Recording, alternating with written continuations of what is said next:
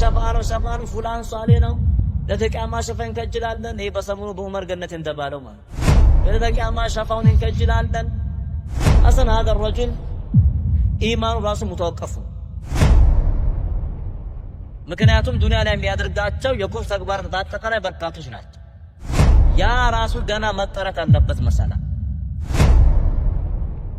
ፈርዳም ከዛ በኋላ እንኳን በዚህኛው አለበት ብንል هل هو من الذين يقول الله سبحانه وتعالى شفاعته أم لا هذا محل سؤال الله جل وعلا شفاعته ከሚቀበላቸው ነው ከማይቀበላቸው ነው ጥያቄ ቦታ ነው ጥያቄ ምልክት ነው ፈለም ኢዘን እንዲህ አይነት ሸፋዊ ዝም ብሎ ካገኘው አካል አንተ ሳልህ ካልከውና አንተ ጥሩ ካልከው አይደለም ሰላህነትና ጥሩነት የሚገኝልህ ተቅላው ሱብሃን አላህን መፍራት ያስፈልጋል። ስለዚህ ሸፋ አንተ ወልይ አንተ ሳልህ ባልከው ሳይሆን ከአላህ ጀለ ወዐላ ዘንድ የሳልህነትን ሸሩጦች አሟልቷል፣ የወልይነት ሸርጦችን ከአላህ ጀለ ወዐላ ዘንድ አሟልቷል የሚለው ጥያቄ ነው የሚነሳው።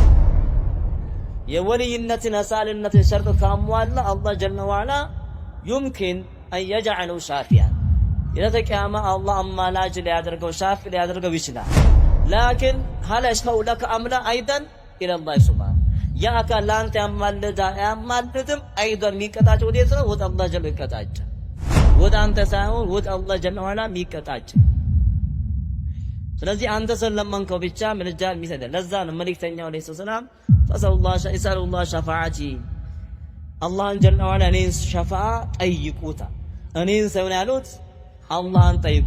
ነብዩ አለይሂ ሰላቱ ወሰላም የነብዩን ሸፋዓ ራሳቸውን መጠየቅ ካልተቻለ ሱአሉ ሸፋዓቲ ሊገይሪ ነቢይ ሰለላሁ ዐለይሂ ወሰለም ሚን ባብ ከነብዩ አለይሂ ሰላቱ ወሰላም ውጭ ሆኑትን ደግሞ ሸፋዓን መጠየቅ ጥፋቱ ሚን ባቢ ወይም መከልከሉ ሚን ባብ አውላ ሆኖ ይገኛል ነው አልዋጅባ።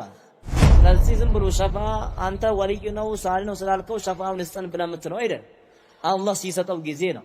ለዚህ ሁሉ ባብ ወዴት እንዲቀጣ ወደ አላህ። ስለዚህ ምን ትላለህ? اللهم لا تحرمني شفاعة النبي وشفاعة الأولياء والصالحين